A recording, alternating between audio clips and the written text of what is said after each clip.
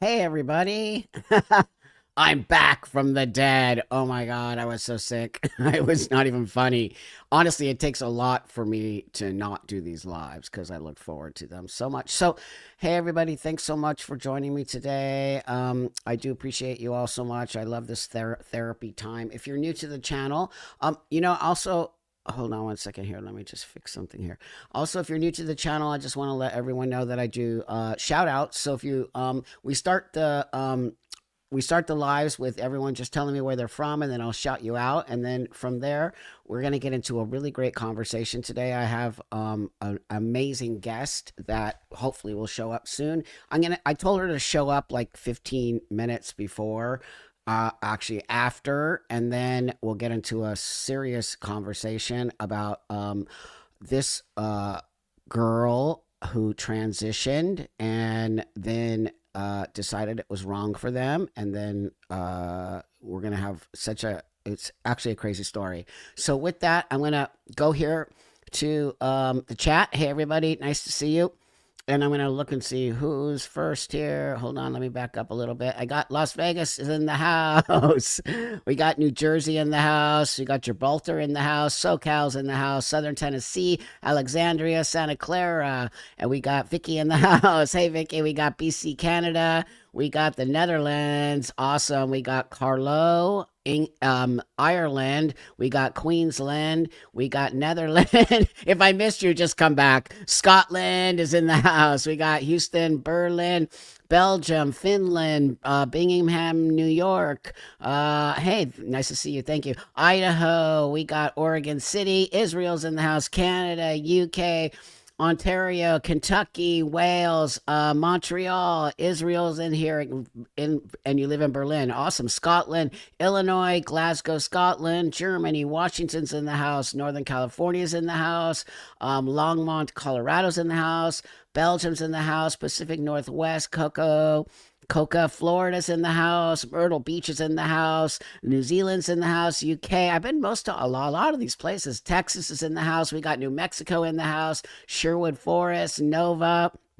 We got Northern California, Netherlands, Vicky's in the house. Portland, Oregon, Ohio's in the house. I love you guys too. Thank you guys for being here. We got UK in the house and Alabama in the house. You know, last week, as you know, I got sick and it really messed me up. And if you have kids, you know what I'm talking about. The kids bring stuff home. I'm blaming it on the kid. My partner is like, no, you just got sick. I'm like, no, the kids bring stuff home from school. Even though, shalom, even though the kid, we got Barcelona in the house. So, if I missed you, I'll do a little bit more, but I want to kind of get into this before we don't have enough time. And Claire is going to be our guest today. And yeah, I drank a lot of tea, you guys. I drank a lot of tea. I read two serial killer books. I slept like I haven't slept in a long time. You know what happened was my throat started getting scratchy. And you know when your throat kind of gets scratchy and then all of a sudden you're just like, something is about to happen. I can feel it. I'm just about to get sick. I knew it and I could just feel it, but I went and laid down and it just hit me like a ton of bricks. So I had to take those days off. I really tried to come and do the live, but I just couldn't find the energy to do it. And it was better for me to get better so I could continue my work here. And really, I did miss you guys so much. It always feels like I really did miss a therapy session. I don't know if that makes me a weirdo or what, but totally missed all of you guys. I felt like, God, I missed my therapy because when I miss my therapy session, I can actually, not just this therapy session, but my actual real therapy session, I actually can feel it and I don't like it. And it makes me, and it makes me feel very, disconnected to the world when I don't. I work a lot on myself. I think you all know that. I do. I really work a lot on myself and I feel very empowered by working on myself and really being owning up to all my mistakes in the world that I have done and things that I want to say this. I don't regret. I don't regret. I think the thing that I would say that I wish I didn't do some things, but I don't know about regret, right? Spain's in the house, right on. I don't know if I regret it, but I would say that I did some nasty things in my lifetime. And, one of the things was being sort of abusive to my parents. But now having kids and understanding how kids act and when you're acting out and you're not a normal kid and you're just dealing with life, I think you do say things to your parents that maybe later on in life you wish you didn't say, but remember that you can make that up when you get older. And I think if you think about your parents and you think you wish you didn't do things to them, yeah, I am feeling better. Thanks for asking. Um, what you can do now is make up that stuff, and that's really what I try to do now is I really spend a lot of time with my parents as they get older. What's really weird too is watching your parents get older. And now as a parent, it's actually a very strange thing to watch your my parents are 85, but they're actually in amazing health, and they do so well for themselves. They're still alive and kicking, and they're big golfers, and they do a lot of golfing, and they're very active at 85. So, that's the great thing. But at the same time, they're getting to that space. I think if anyone's lost a parent or your parents are getting older, I regret everything. Right on. Well, at least you admit it. I actually don't. I don't regret. But that's funny. And the thing is that I'm really trying to make up that time with my parents now. And I think it's really very powerful to just move forward from the mistakes we all made. And yeah, I'm sorry you lost your dad. I'm gonna lose my parents in probably the next 5 years or so, but that's just inevitable. And that's something that so for the time being is what I'm trying to say here. For the things I did as an idiot kid, because I was that idiot kid. Oh, I was so abusive, you guys. It was horrible. It was horrible. I mean, I look back on it, and my poor mom, my dad, he's the kind of guy that's just like, don't answer the phone, right? Where my mom is like, I think mom and dads are different. And I can see that with my partner and the way she interacts with our son, pardon me, and the way I interact with him. Two totally different ways we interact. I can be less emotional where she is more emotional about it. But my mom couldn't cut me off. My mom didn't cut me off. And to the detriment of her being abused by me on so many levels. Like one of the things I would do when I was on the streets or living in a very bad space is I would totally call my parents up at like I would call my parents up at like 2 in the morning. How embarrassing is this? Oh, thank you, Evan. I appreciate that. Thank you, friend. Thanks for the super sticker. I swear to God, you guys, I did this. So listen, it's horrible. I'm gonna put it out on the internet. I'm so embarrassed, but I'm putting it in my book. But so I would call my mom and dad up at like 2 in the morning, totally high on crack. Or, wow, thanks for being a member for 14 months. That's awesome, Ronnie. Thank you. So I would call my, oh my God, I feel so embarrassed about this. So anyway, I'd be high on crack or high on coke or meth or something. And I would call my parents at 2 in the morning. Okay. And this is before my transition. Like I was just a total loser living on the street and dealing with, I don't even know what. And then my mom, she would answer the phone. When you get those calls at 2 in the morning, you're scared. You don't know who's calling you. Somebody is like, something's wrong. So I call and then I'd be like, hi, mom. And she'd be like, why are you calling so late? And I'd be like, well, I have to pay my phone bill. I'm calling at 2 in the morning. I have to pay my phone bill. Can you imagine? Pardon me with the cough. And she would just be like, okay, how much do you need? And then you can hear my dad in the background, hang up. My dad would say, hang up. And my mom would be like, okay. And actually, I abused them. My mom would give me the money or send me the money until eventually my dad would just be like, we're cutting you off. Remember, they used to call that tough love. And eventually you have to do that to the people who are abusing you. And I was abusing my parents. And I guess really the moral of the story is I have learned to come all the way full circle around.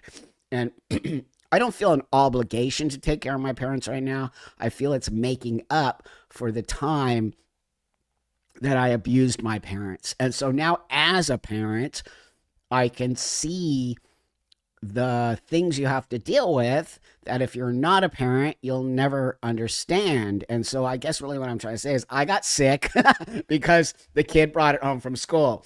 And so I'm blaming my kid for it. But at the same time, he's turning 13 next month, and I can already see the changes happening with kids becoming teenagers and the way that the way that kids start to change and don't want to sort of hang out with you, and they think you're like old. And I'm thinking, but I'm a hip 62-year-old kiddo. You're lucky for me to be your stepdad because I'm that cool stepdad. But it doesn't matter, you're still 62, dude, and they don't want to be around you, and you're still old and don't know anything. So that being said, I feel that I'm going to tell you that I don't regret things in my life, but I think I learned from those things in my life. And I think one of the most important things is to learn and to grow and to admit to mistakes and maybe talk about those mistakes and maybe understand that those mistakes happened because you needed them to happen. And, all of the things I did spiraled me out till I hit bottom, right? I hit bottom. Um, when you're in Alcoholics Anonymous or any recovery program, it's all about hitting bottom because once you hit bottom, then you sort of realize, uh-oh, I'm really messed up my life. So now I'm trying to say here is that the things that I did, one of the things I did, and I've been getting wrecked over on X. People are like, Buck Angel's a woman. And then you're just a woman. You're just a woman. And I'm like, I never said that. I never said I was or you're not a man. You're not a man. I said, I've never said that. I know that I'm a female. And then of course, what did the people do on X? They went and dug up stuff from literally 10 or 15 years ago where I said I'm a man. So then I realized, okay, you're right. I did say I was a man 15 years ago because I didn't understand the transition. And I really thought that I was on some level transitioning to be a man. And it took a lot of time and deep digging and therapy to understand that I'm not a man. It took a lot for me to understand that. But if you understand transition, you are taught in transition that you are transitioning from a female to male. It's why they call it FTM or MTF. Because in the transition, we are taught that we are transitioning our sex. That's why they called it a sex change, right? Oh, here comes Claire. So I'm going to bring her on right now. But I just want to let you know that here's the thing about the internet. It's a total shit show. And it doesn't matter. You could say I'm not a man, which I do. It doesn't matter. They'll go try to dig shit up that you've said 15 years ago where you did say you're a man, but you're not allowed to change your opinions or your way you are, especially when you're sort of more high profile. They will hold you to that for the rest of their lives. And that just goes to show you the people who don't want to create change. Those are the people that want to keep sort of like digging holes and not letting people move forward. Don't you want people to make mistakes, learn from the mistakes, and become a better person? Isn't that the whole point of life? And so for people to think that you're not going to ever make mistakes in your life, that's ridiculous. But that being said, the most important thing is to own up to the mistakes, possibly never do those mistakes again, and then help others not make those mistakes. So with that, I have a beautiful guest today, and I'm really excited that I have this person named Claire, and I'm going to bring her on right now. And I apologize for my cough and recovering from that sickness. But Claire, hey Claire, I'm going to add you to the stage right now. Let me bring you. Hi. Hi, How are you? I'm doing good. How are you? I'm good. I'm so happy to have you on the show. I just want to let you know, first off, I have a really great group of people here. I have two great moderators, Anne and Lisa, and we won't have any trolling here because they'll just be knocked out. But the majority of the people that join me on my lives on Wednesday are super awesome people. And they're going to be very, very happy to have you on the show. But if you feel in any way, shape, or form uncomfortable with anyone, just let us know, okay? And then we'll just get rid of that situation, okay? Okay, so great. So with that, why don't you introduce yourself to everybody, and then we can move forward. Hello, everyone. My name is Claire, and I'm a 20-year-old detransitioner. Uh, I'm originally from Texas, and now I live in Maryland. Okay, I great. I started my medical transition at 14 after sort of being roped into the community at 12. Um, I I would say I have a classic rapid onset gender dysphoria story. I was a very online, sort of socially isolated kid who got roped into a friend group of girls who identified as trans, and um, it just sort of spiraled out of control for me. You looked at my story in a video a few days ago. Yeah. That's me. Well, yeah, it's a very sad story. It makes me feel very emotional for you. And as somebody who did transition, as you know, along way before your, I'm basically that's probably the same age or older than your dad. I'm probably like the same age as your grandpa.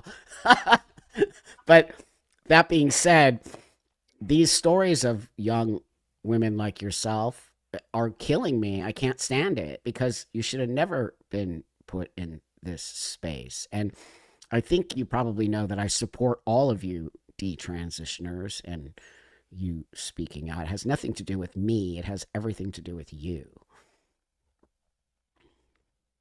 It doesn't. There's nothing against people who identify as trans. That's not what the issue is at all. It's the online cult like community that forms around this issue and That's right. the sort of social pressure that exists within those groups. It's become like a counterculture. Yeah. That's right. No, you 100%. You know, when I transitioned literally 32 years ago, there was no internet, thank God. Number one, I was also 30 years old. I also had to go through a system which was very hardcore, right? You could never do what you did. That would be considered child abuse. It would also be considered insane. And the whole point was to try to not have me transition, right? It was always about Right. basically they turned it around. We're supposed to be medicalized after we try everything else. And then you say, okay, let's just see if this is going to be the last thing that works for you. But at 12 years old, what were you doing at 12 years old that started to make you think this? Well, I was very into online fandom spaces on Mm-hmm. websites like Tumblr and Instagram. Mm-hmm. And every third girl on Tumblr in 2014 identified as trans, I would say. It was a Wow. very prevalent thing. Yeah. And it just kids are uncomfortable with their bodies. And when you tell kids, hey, if you're uncomfortable with your body and the way that it's changing, maybe you're actually not meant to change that way. Maybe you're Mm-hmm. actually meant to be the opposite gender. Mm-hmm. It's an appealing notion to a kid. You think were they more girls than boys in these spaces? Definitely. What do you Mm, think the ratio? You think it was like 80-20 or something, maybe like that? yeah, around there. I've said 70-30, but Okay, I think it yeah. depends also on the group that you're in. Yeah. That's true. Sure. In my observation as an older person, I do see a lot more girls, and it makes sense to me that a lot more girls would be sort of attracted to this space, right? Because there's a lot of stuff going on with young girls through puberty. It's horrible. I was a little girl. I'm a female, so I remember that feeling of growing boobs and being completely freaked out by it, and all the weird sexualization that starts to happen. Was something like that happening with you? I mean, you don't have to get too personal, but like, unless you want to, but were there things happening to you with your body that made you uncomfortable? So I started puberty really young. It's not considered really young now. Right. The age that girls are starting puberty is getting lower, but I was 8 years old when I started developing breasts. And I remember whenever like buds started forming, standing in the shower like this, trying to press it back in. And Yes. I, the first time I bound my chest, I was 10 years old, and it was just, it wasn't something I had heard of. It was just Yeah. something that I did because, well, the people around me, when I was 10 years old, I had D cup breasts. The people around me started seeing me as like a young woman That's right. when I was a child, a 10-year-old girl. And it's, there was harassment and instances of what could be called assault Hmm. that happened. But really, I think the most damaging thing was the casual interactions that I had with like my male teachers, and like my dad stopped hugging me as like Hmm. close because it was uncomfortable for him, because now I was a young woman and I wasn't ready for that. And this transitioning felt like a way to stay a child for longer. Wow, that's really profound. I can't even imagine. It's gonna make me cry. I'm a very emotional guy because I totally can understand that. Also, as a young girl, I remember I used to go like this with my breasts. I used to actually smash them, and I'm writing my book now, and then talking to my mom. She goes, "Oh yeah, you used to," and I was around 10 years old. I think I wasn't going through puberty, but I was scared to get them because I saw my older sister getting them. So my mom said, you would just beat on your breasts so that you wouldn't grow them like other girls. So, I'm 62 years old. So this was happening like, in the pretty much in the 60s and the early 70s. This is not new, right? This trauma with young girls is not new, especially around puberty and coming to terms and the way men look at you. I remember men looking at me weird and not liking that. So I think people need to understand that this, Claire, what's happening is not new, as every woman in this room knows, even men, I guess. But that being said, what's new is the internet, right? So you plug the internet into that situation. Yeah. And this notion that if you're uncomfortable, that that's a bad thing, that that's a abnormal, Right. wrong thing. But being uncomfortable and learning how to deal with that discomfort, that's part of growing and becoming a young adult. But nowadays, it seems like parents and medical professionals, they want to medicate away every discomfort a child has. And that creates a dysfunctional adult. There you go. There you go. On some level, I mean, there's so many layers to this, Claire, that I would say, right, we're medicalizing not just trans kids, but kids, if they're a little hyper, we're starting to give them ADHD and everyone's got to take medication and everyone's like, everyone has a diagnosis now, and not just letting kids be a little hyper. And I have a son, I have a 12-year-old son. He'll be 13 next month. He's hyper as heck. Let me tell you, that kid is everywhere. I can't handle it sometimes. I got to go in the other room. But that being said, like there's nothing wrong with him. He's a normal 12-year-old boy, right? Like he's just like saying, jumping off the couch and doing crazy stuff. But now it feels like if you're above or below or sideways or this, then you must have something wrong with you. And I do think a lot of this trans diagnosis, which were you ever diagnosed with gender dysphoria? Well, I was, but what happened was in the second session that I had with this therapist, Yeah. she had a piece of paper with the diagnostic criteria for gender dysphoria on it. And she went through and she said, do you prefer playing with boys rather than girls? Do you prefer boys' clothes and toys? It was a yes or no, do you experience this? It was just asking me if I Yeah. experienced it, not Yeah. trying to glean that through talking to me. And Right. then, Like yeah, in the check mark, second, like checking off the boxes, right? yeah. And then in the second appointment, after she did that, she wrote me a letter for testosterone. I mean, I'm not laughing. It's really so I don't cry because it's No, it's actually ridiculous. it's you and I both know it is absurd and it's literal child abuse. I mean, first off, look at me. I used to look like you, right? When I was Yeah, your age. And look at me. You think there's any way, shape, or form I could ever detransition? It's just not gonna happen. And they act like testosterone is just a sort of thing you can take and then stop taking it, right? I mean, they just seem yeah. like they just gave it to you. The This wasn't something that my therapist or my endocrinologist ever said to me, but it is a idea in the trans community that like, well, you can just take hormones and then stop if you don't like the effects. But that's, I mean, maybe for some people, maybe for like No, males who have already gone through complete puberty, maybe they can take it for a couple months and stop if they don't like it. But a girl, a developing girl, the first changes you're going to notice are permanent. And if you don't right. like it, you're stuck with it forever. That's right. That's right. And no one told you that?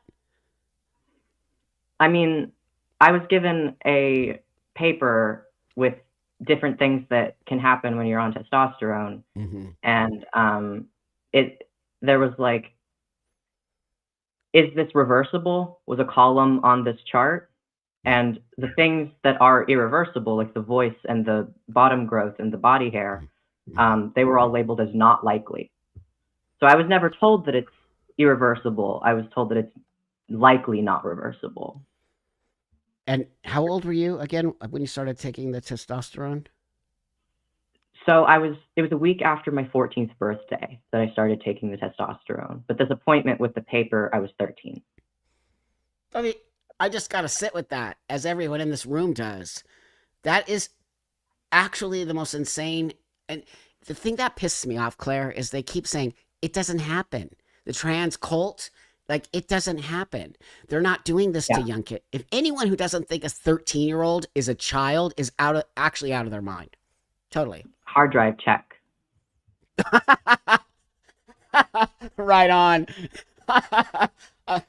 What? No, Yeah. seriously. And it was, Yeah. yeah, no, it was September of 2018. I started seeing the therapist. And then Mm-hmm. we had to wait a month for the appointment. Mm-hmm. And a little bit before I turned 14, I had this appointment where they told me basically what would happen. Mm-hmm. And then right after I turned 14, I started the testosterone. And then 2 months later, I had my consultation for the mastectomy. So you're 2 months on testosterone. Oh my God. And then all of a sudden, so how did you go from taking 2 months is nothing, by the way, but it is. You already have irreversible changes happening. Did you see stuff happening to you immediately? Yes, yes. What? Well, I did the videos of like, this is my voice, 10 minutes That's on right. testosterone. This is my voice. That's right. And yeah, I went back and watched those videos whenever I was doing the documentary with IWF. Mm-hmm. Yeah, the 1 month on testosterone video, my voice was already permanently changed. Wow. And you're 14. What Mm-hmm. about what about your classmates? Did people start noticing things and saying things to you? So um, this was all in the beginning of my 8th grade year. Right. And shortly after I stopped taking the testosterone or started taking the testosterone, Mm-hmm. I switched schools, Oh. and I had already gone through like the legal name and gender change. That was the first thing that happened. We did that when I was 13, and so just everyone just knew me as a boy, so it wasn't weird that my voice started dropping. Yeah. Right. That was smart of your whoever choice that was, even though I'm not in agreement with the transition.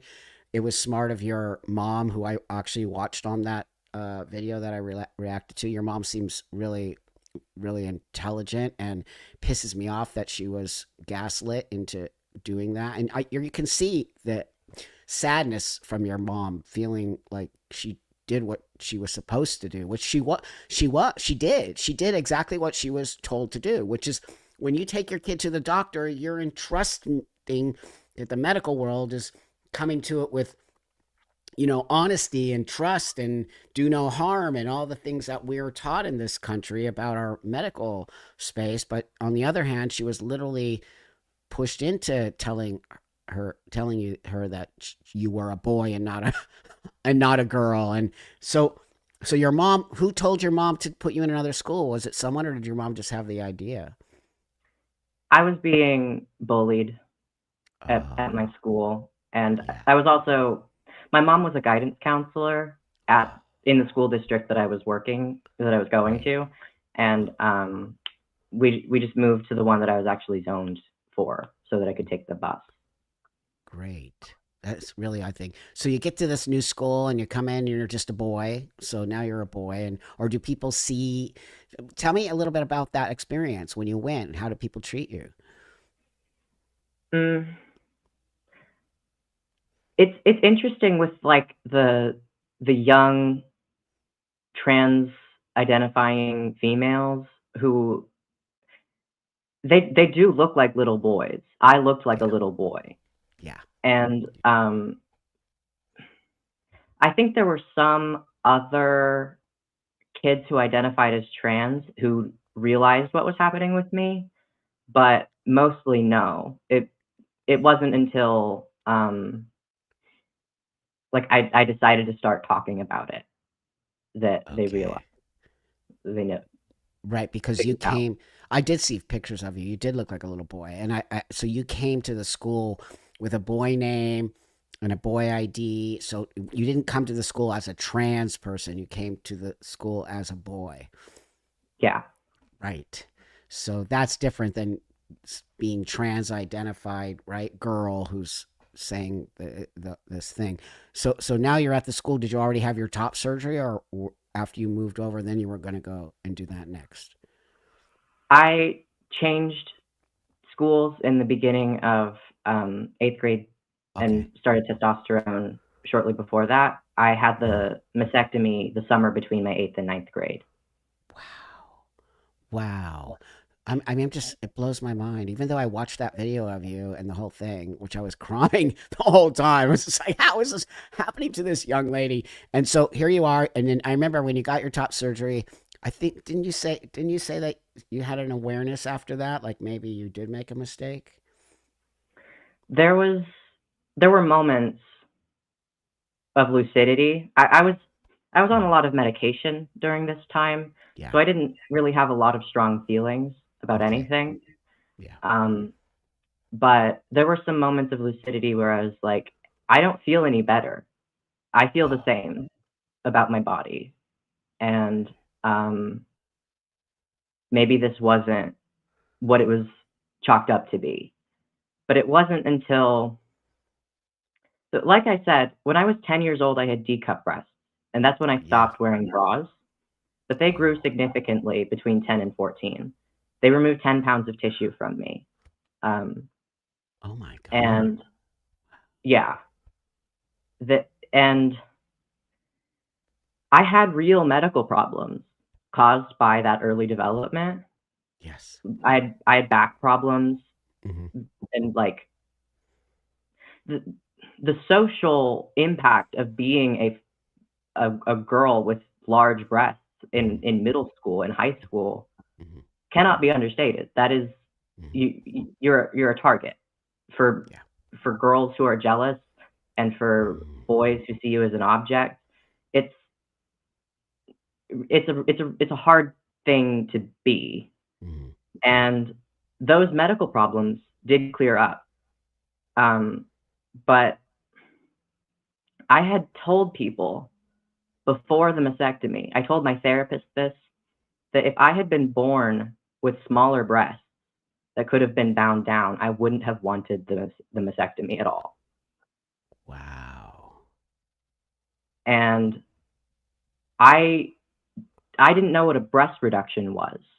Mm, I learned what a breast reduction was when I was 16 and a girl on the volleyball team at my high school got one. mm, And it was like gossip. mm, And that's when I the idea sort of cemented mm. in my mind that this might have been a mistake. And that's when I stopped taking the testosterone. Right. And was it in the video that you told you didn't tell your mom that you stopped taking it? You sort of did it like slowly or secretly without telling anybody? Yeah. And it was, you had to go to appointments with the clinic every 3 months. Okay. Well, So that's good. yeah. Um, I stopped taking it, and and then 3 months later we had an appointment with the clinic, and I told them that I had just stopped because I had gotten to the point where I wanted to get with like my voice and the Mm, body hair and everything, and so I was just, mm, I didn't feel like I needed to take it anymore. mm, Um, and then I don't know if that's really how I felt mm-hmm. or if it was kind of coping, Right. but that's what I told them, and that's what it was marked down in my like discharge report as. Um, and yeah, I didn't tell my mom that I was like socially detransitioning, going back to Yeah. identifying as female, um, Mm. for another 2 years. I didn't tell her until I was looking into getting breast reconstruction surgery. Did she not notice any changes in you, or your physical changes kind of stayed the same? Well, I've always, not really anymore, but Yeah. during that time period, I always wore like really big clothes, Okay. and I mean, I was pretty chubby, so Mm, sort of the changes in my face weren't that obvious. mm, And I mean, I grew out my hair, and I started dressing a little bit more feminine.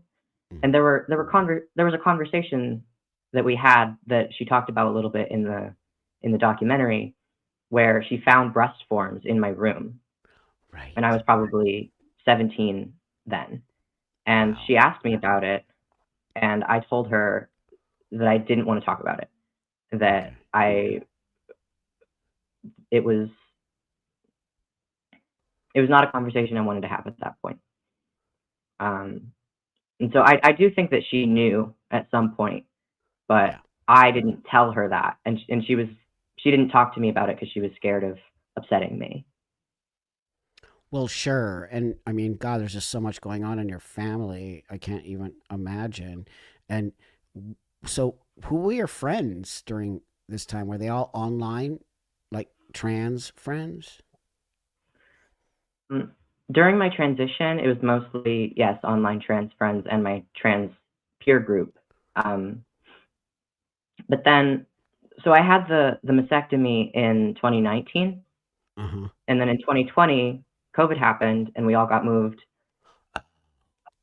inside. We had quarantine, and Right. it was during that period that I sort of started experimenting more with my presentation, and like I started wearing makeup again. Um, and yeah, during that time, I started branching out and making more friends when we got back to school. Yeah. And the friend group that I got in was all girls, and we just, that social influence kind of left, and I went Wow. back That's to, so. Well, you just proved to me that a lot of this is social contagion, which I think we all agree and know that. But interest was there something? So COVID hits. You're in the trans space. COVID hits. You go home. You have your top surgery. But something happened. I mean, something happened right during this time. Maybe you started to rethink if you were making the right choice. Right? Is that what happened? Like you just started thinking to yourself, "Is this really?" Am I making sense? Like I feel like I don't want Yeah, to. Yeah, yeah, it was like I was outside of that echo chamber of affirmation and of like any sort of doubt or question that you have in your mind is internalized transphobia. right. I was out of that circle of like you're a thought criminal if you question this at all, and the spell broke, I guess, during that time. Great way to put it. Great way to put it. Which is, I have had conversations with a lot of parents who are like, "Help me, Buck. I don't know what to do," because there's literally no help for these parents. I think it's starting to happen more, but pretty much this. You know what I told these parents, and I told them to get them out of their peer group and get them off of the internet and get them to a camp for a month, even if they have to be out of school, but just literally take them away, which is kind of what happened to you. It broke the spell. Every single one of these kids went back to being girls. Like I was like, Yeah, we just proved it's a social, right? It's a social, and they don't want you to leave. They sort of love bomb you and give you these ideas that if you have self hate, if you don't think you're trans, and they're giving you all these ideas, right? yeah. Wow, It just was it took being out of that peer group for 8 9 months during quarantine for that influence, that fog of I can't yeah, question this. It's right, this is an untouchable topic. right, right. Detransition. Oh yeah, it still is, as you know. Like I'm hated Mm-hmm. by, like I care. I'm like an old man. Like I care that the Right. kids hate me. You're doing something right when they hate you. So I'm like, wow. Anyway, that being said, yeah. Oh my God, if you talk to detransitioners, if you even say anything about it, like they just come at you, like they didn't know what they were saying. I'm sure you got it all, Claire. You didn't know it. You were never trans. You should have never Yeah. done it. I'm like, well, she was literally told she was trans by your people, but no one is taking any responsibility Mm-hmm. for what happened to you. Do you feel that way? Yeah. So before I started doing my recent activism, like fighting against this for kids, Yeah. it was I had a whole platform that was like being one of the good detransitioners. Like I'm Mm. a pro trans detransitioner, and yeah, it was as much mental gymnastics as you're imagining it would be.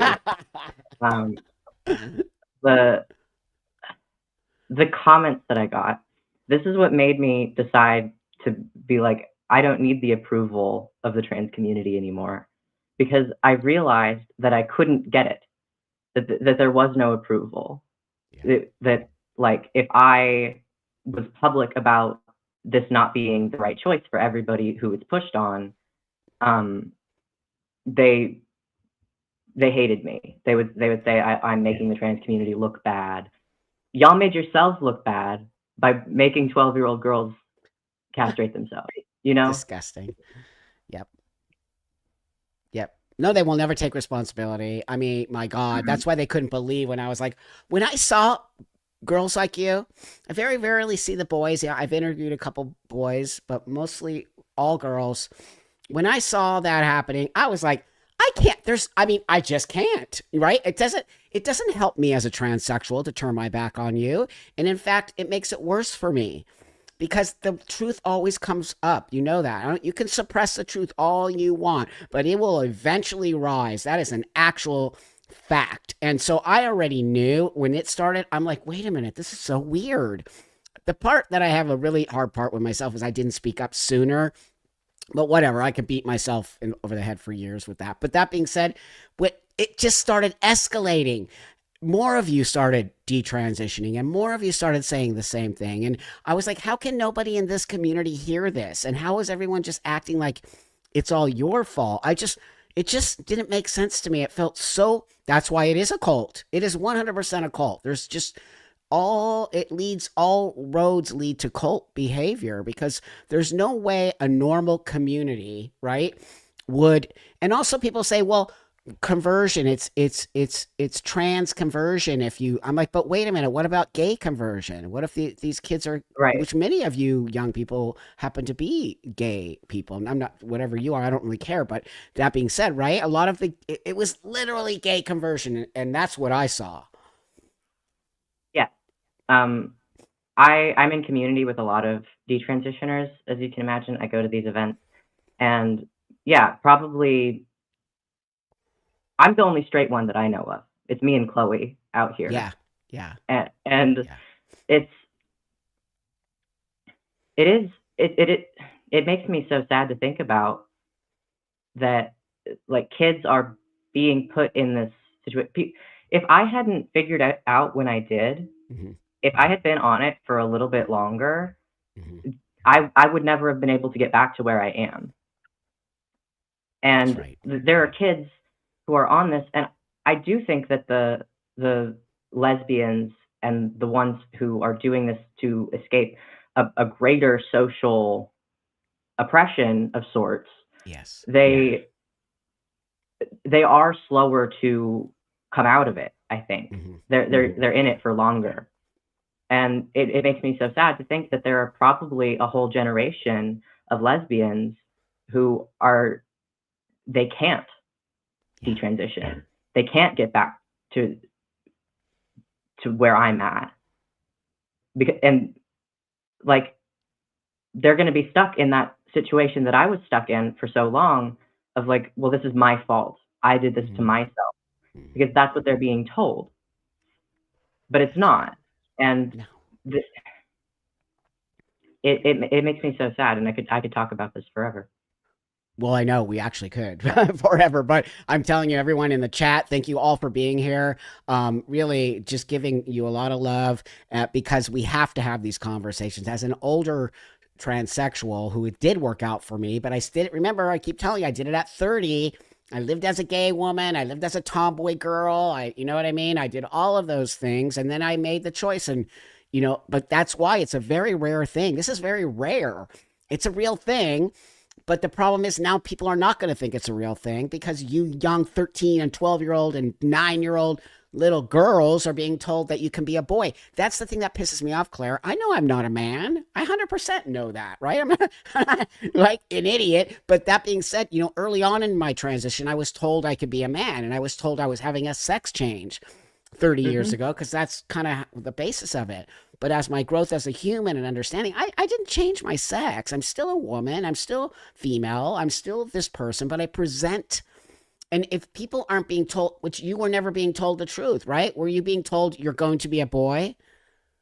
Yeah, I was being told if you go through with this, you will be a boy, and I couldn't even pass as a boy, really.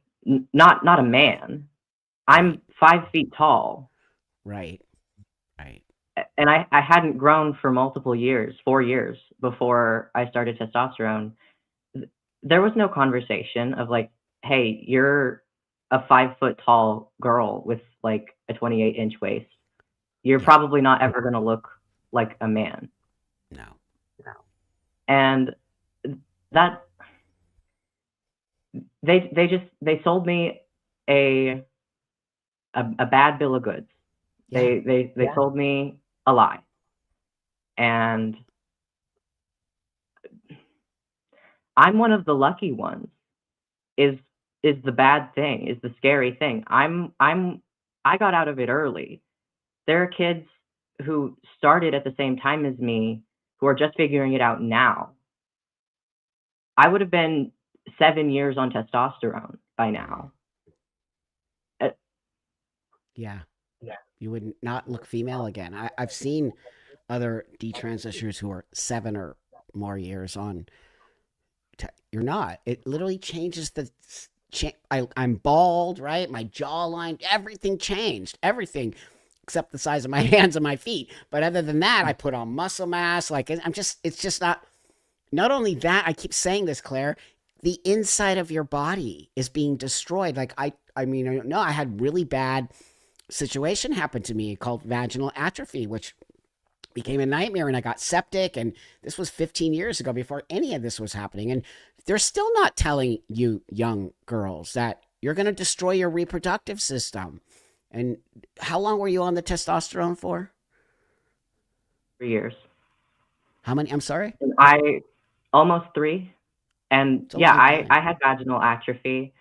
When I started getting my period again See, after I see, stopped it, it was yeah, insane. It was like,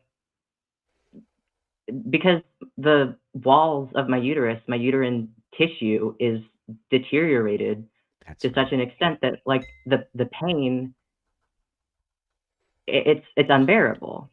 Yep, that's right. And when I had my first sexual experience at 17, I Yeah, bled a lot because wow, it's just those tissues, they don't ever heal.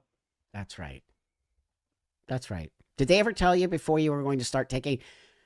I don't remember. Were you put on puberty blockers, or you already went through puberty right before that? I was most of the way through puberty. They didn't put me on puberty blockers. They put me Okay. on birth control to Oh stop my periods God.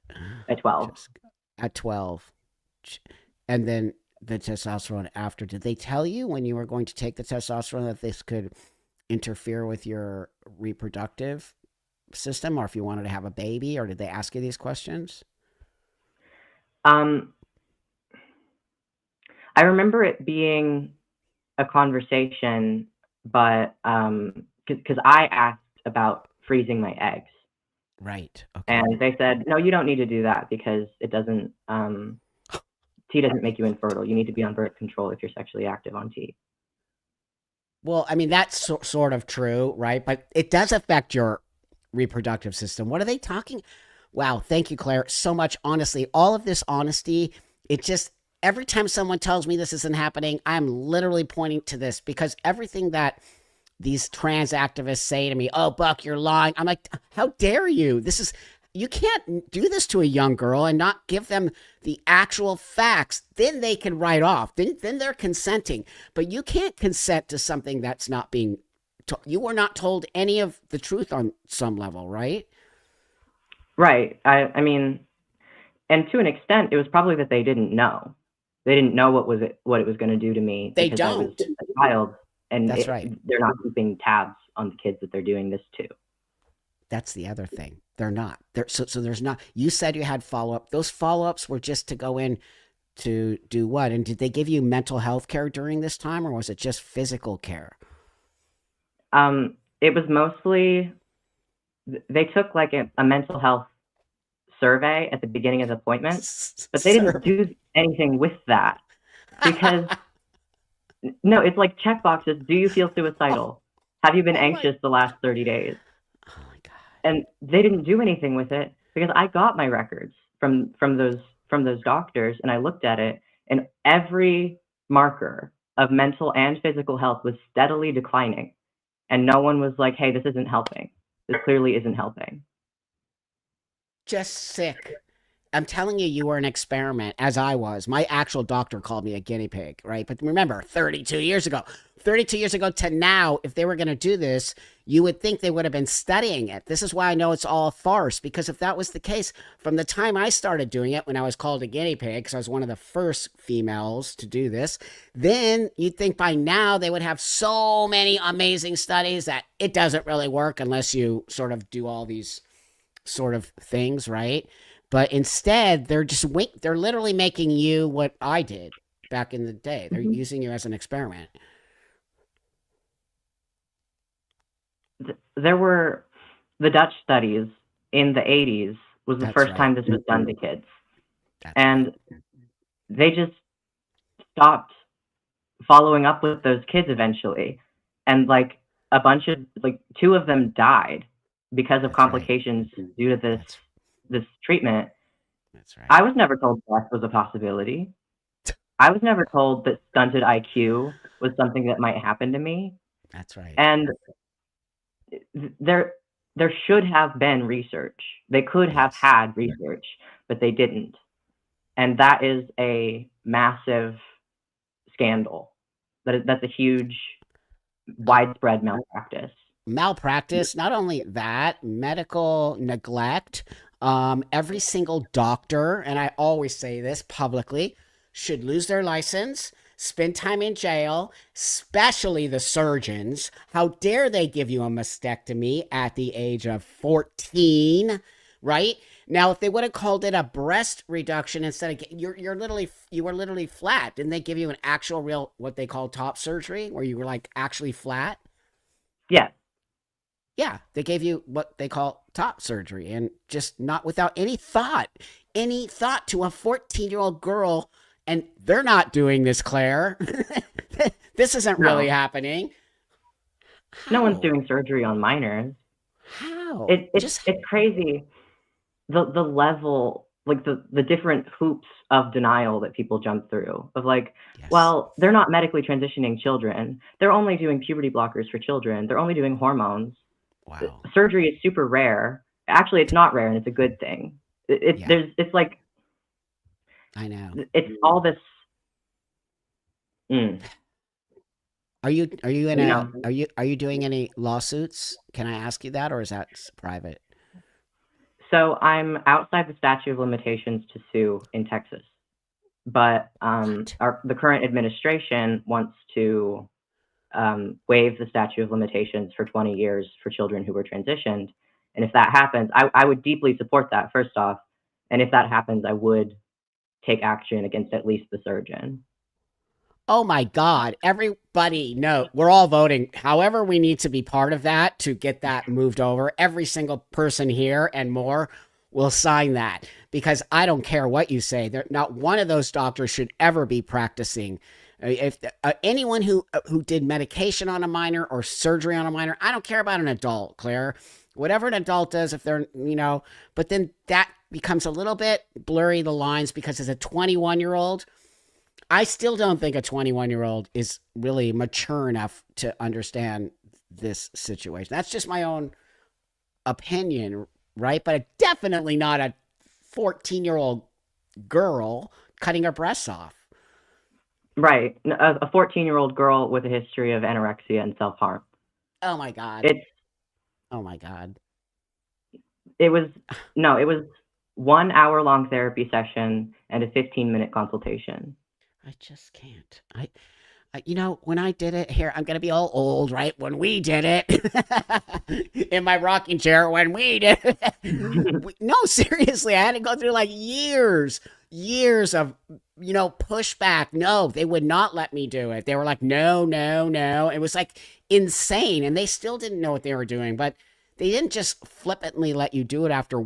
In what other sort of disorder or illness would they let somebody, because on some level you diagnosed yourself, that they didn't diagnose you, Yeah. you did that, right?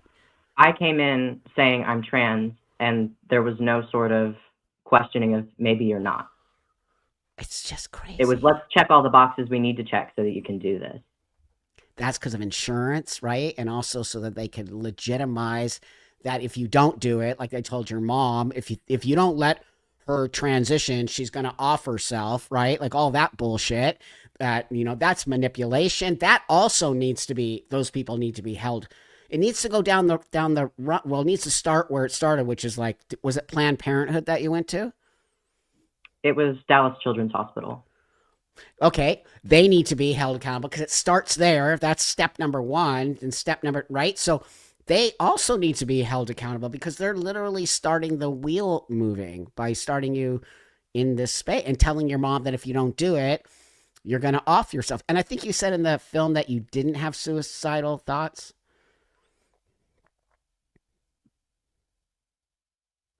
Like vague ideations, but it was never, I never had a plan. I only became actively suicidal after all of this happened. Bam. Bam. What about that? What about all these thoughts of offing yourself after this happens to you. Nobody talks about that, and I've been saying it. I said, you watch. You think there's ideation, suicidal thoughts now? You just wait till all these young girls realize what they did. It's gonna be the other way around, right? Yeah. And there was some good news for me recently in that so Texas banned this practice in 2022, and the endocrinologist that I went to at Dallas Children's Hospital continued prescribing these hormones after the ban was in effect, and she is currently getting her pantsuit off, and it she's just last month, I think, she was barred from practicing medicine until the conclusion of the lawsuit. It's a woman. It was a woman, yes. I don't know why it just makes me even more mad. It does. It actually makes me even more pissed. It's like women throwing women under the bus. Just pisses me Yeah, off. my therapist was a lesbian. It was What? I yeah, no, I don't even know what to say, Claire. I just feel like they were all brainwashed. How did all these medical professionals get so brainwashed around this? I don't know. I think I genuinely think that my therapist and the endocrinologist thought they were doing the right thing. But the surgeon who cut my breasts off at 14 did not give a hoot about me. He saw the $7,000 and was like, okay, yeah, Was that ASAP. paid through? Was your top surgery paid for through insurance? Excuse me. Was it No, paid for? my No. my parents paid for it out of my college fund Oh because they were man, told that I wouldn't have a future that's right. if this didn't happen. So now My I'm going to God. community college. My God. I just like it just keeps getting worse. Like your story just keeps getting. How is your mom? How are your parents doing?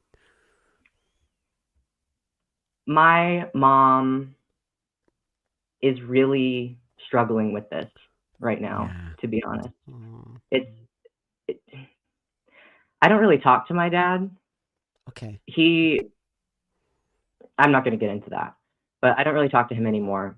Mm, So I don't think okay. he has really had to face these Mm.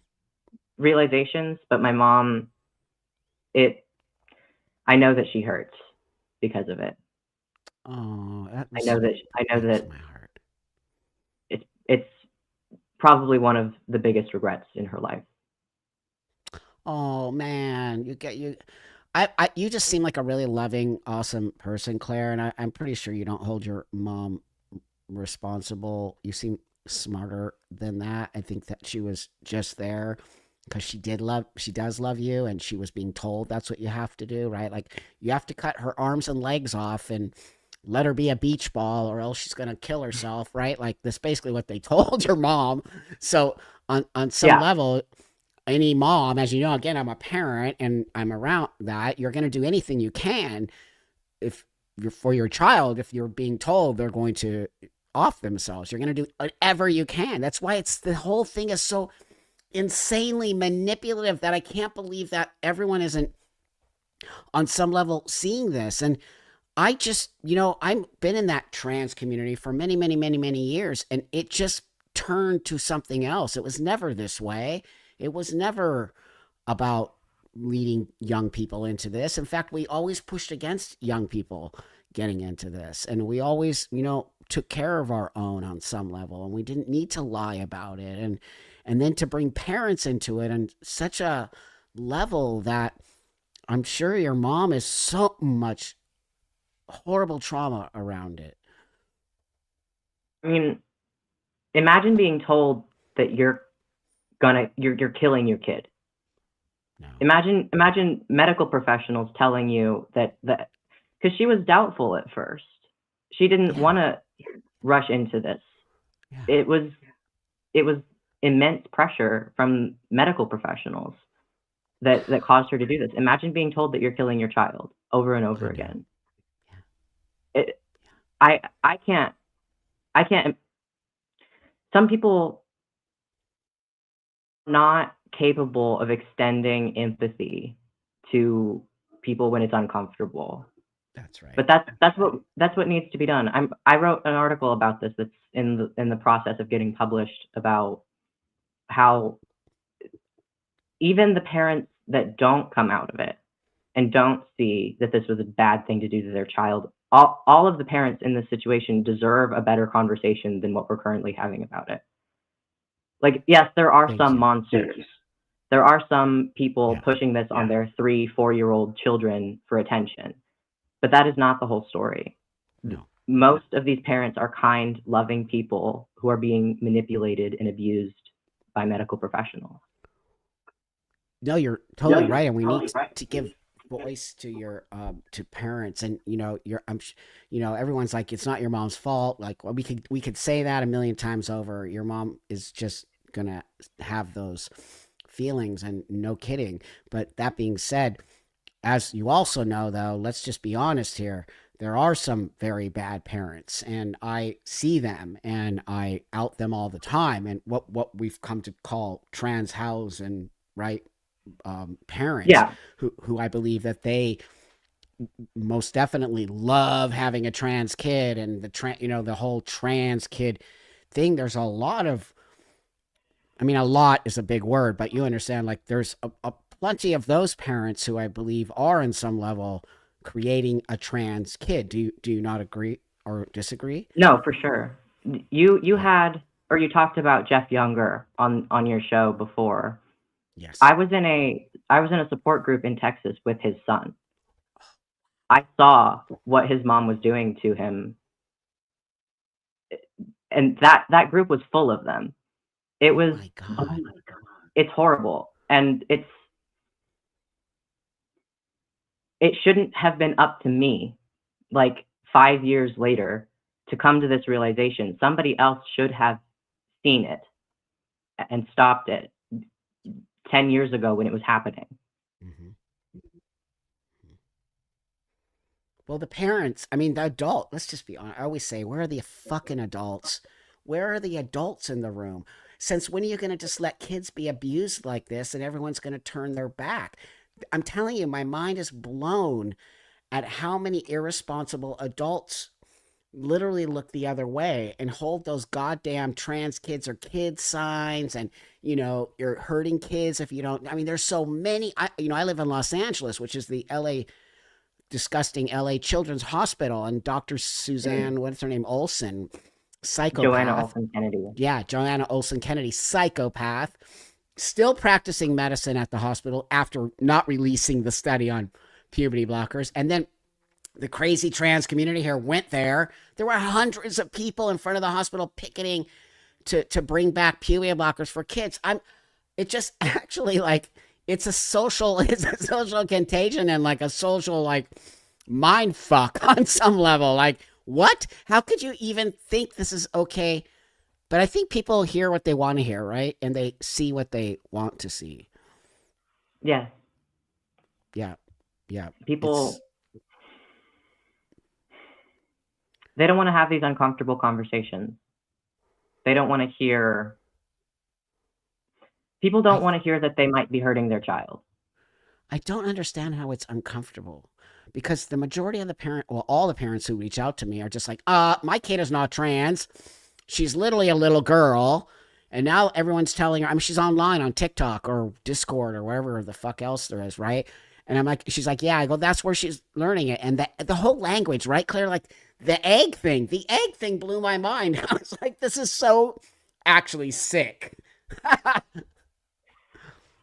Yes, I think I transitioned before that became a big thing, Mm, but I mm. remember hearing about that and being like, when I was trans identified, I was like, what are you guys doing? Why are you trying to rope people into this? Yeah, that's right.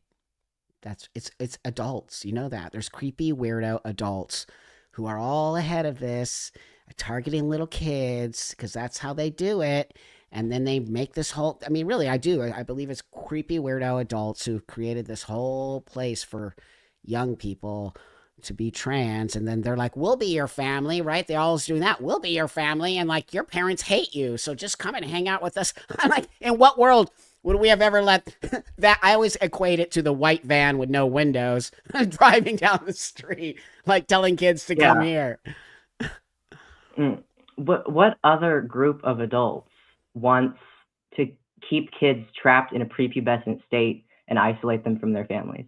Bam. And how are you defending Under the guise of it? trans. Under the guise of trans, right?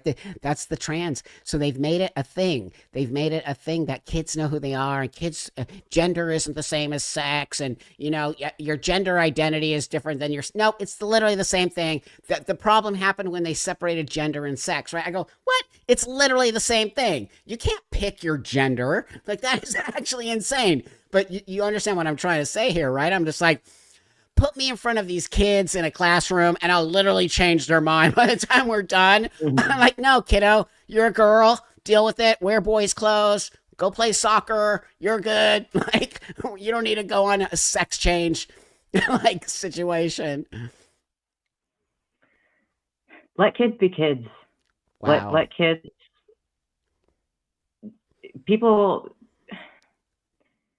it went from only boys like soccer and baseball caps and roughhousing in the mud to Right. anyone can play soccer and wear whatever clothes they want and roughhouse. And Yeah. then it was anyone can play rough and wear whatever, but if you do, it does mean you're a boy. Retroactively, it makes you a boy. No, you're right. They literally they screwed up the stereotype thing. We had it all good. We were good. Chicks can wear pants. Chicks can wear pants and own a bank. It's all good, right? Like it's not a man thing anymore. But now, oh no, for sure, if you're wearing pants, you're trans. I'm just no. They actually just fucked up the whole thing for little girls. I'm like, no, I was a tomboy, and that's the other thing I always say, Claire. I wasn't a trans kid. How go f yourself? Like these trans. Oh, Buck, you were a trans kid. How dare you? I was never There's a no such trans kid. thing. No such thing. No, thank you. No, I mean, if we're talking to somebody, we're talking to you who was told they were a trans kid and had actual, I guess so. I'm not going to discount all of the trauma you had, which is insane. But I wonder if they didn't do all the physical stuff they did to your body, would it might not have been so traumatic for you, do you think? Well, there would have been an element of trauma regardless Yeah, because like I was living as a boy. I never that's right. learned how to shave my legs or like braid hair. I never went to a girl's sleepover. There Wow. was like a whole like developmental stage that I missed out on because of this Yes. ideology. But if if the physical medical element hadn't happened, I would have been able to come out of it unscathed relatively. Right. I would have been able to live adulthood as a normal woman. Yeah. A normal. You're a normal Right. woman. You're just I mean, you bounced as far as I can tell and by watching you and listening to you and following you. I really have to say that wow, you really did bounce back tremendously. Um well, I don't know what you're dealing with personally, which I can only imagine, but in the public eye, you seem very powerful and you are doing such a really, I mean, some people wouldn't do what you do. They would be so just destroyed by it that they wouldn't be able to stand up and speak out and save other people, which is what you're doing. You know that. I have to tell you, thank you. You're saving other girls from going down the horrifying path that was given to you. I don't want to say it was your destiny or any of that, but you could just hide and you could go away, but you're not. And that says a lot about you, Claire. I I'm a religious person and I believe that God has a plan for me and that this happened for a reason. Mm, And I it's my job to try and fix things to a degree, to try and hold these people to account, Great. you know? Great. No, that just says a lot about you. And pardon me, I think you have a good path ahead of you. I really do. And I'm always here for you as a trampa. Even though the trans thing, I don't identify as trans, by the way. I identify as a man, if that makes sense. But, I'm always here for you. I have your back. No one is going to bother you as far as I'm concerned. I will stand in front of you or behind you, and I will keep pushing your voice up there. And, if your mom would ever like to come on the show, I think it would be a hugely amazing and powerful conversation with her as a parent, because I do have a lot of parents struggling with this. And I think you guys are being very awesome for just speaking out about the insanity, because if more people like you don't speak out, we're all screwed. But is there a large contingent of detransitioners now speaking out? Speaking out publicly, we're still there's still Yeah. a few of us, but Yeah. I mean, the detrans subreddit, both of them, detrans and actual detrans, Yeah. they both have tens of thousands of users. Wow. Just wow. What? We are growing in number, and that's a good thing for those of us who are already on the other side, because like growing community and being able Of to course. help But my these new people.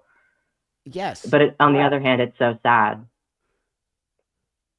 Well, it just says to me that there's that many more kids who have fallen into this BS trans space, right? And trying to get out of it, and we're not helping them. The fact that it's just on Reddit or all these yucky things that I hate so much, but how come we're not bringing it to the public eye? Have you been on? So here's what I know. I don't know. I might answering it wrong, but have you been on any? We'll just call them liberal stations, or has anybody reached out to you from like more of the liberal media, or has it been mostly sort of more conservative media? In these past months where I've been doing the activism I'm doing now, it's been conservative outlets exclusively. But before, there was a Politico article written Mm, about me mm, that was just completely false.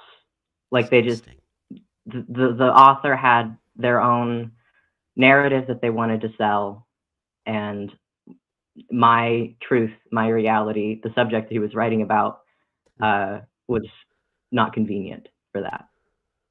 They're disgusting. These people. I, that just said. That's why I asked you that question, because I know they don't want this to get out there. They don't want the truth, which should make us all pissed off. Okay, because if a kid is struggling with gender identity disorder, we need to figure it out for them. Okay, but to just hide it like it's just black and white says to me that they don't care about you kids. They care about something else bigger, because your voice should be on every platform warning people of this situation, but instead they're trying to hide you, which I I just can't, Claire. I can't. It makes me so pissed. I'm like, how can people not see it's so obvious, right? The conservatives have me. I'm a pretty liberal kind of dude, right? But that being said, like at this time I think I'm a conservative, because I'm like, they're the only people that will have a conversation. They don't agree with me. They don't think I should do this. But at the same time, they're willing to reach their hand across the aisle and say, okay, Buck, you're an adult. It's cool. I don't agree with what you did. And I'm good with that. You know that. People call me she all the time. I don't really care, because I have bigger things to do, like have people like you Hey, talk to the world. I'm done with my transition and all of that bullshit, right?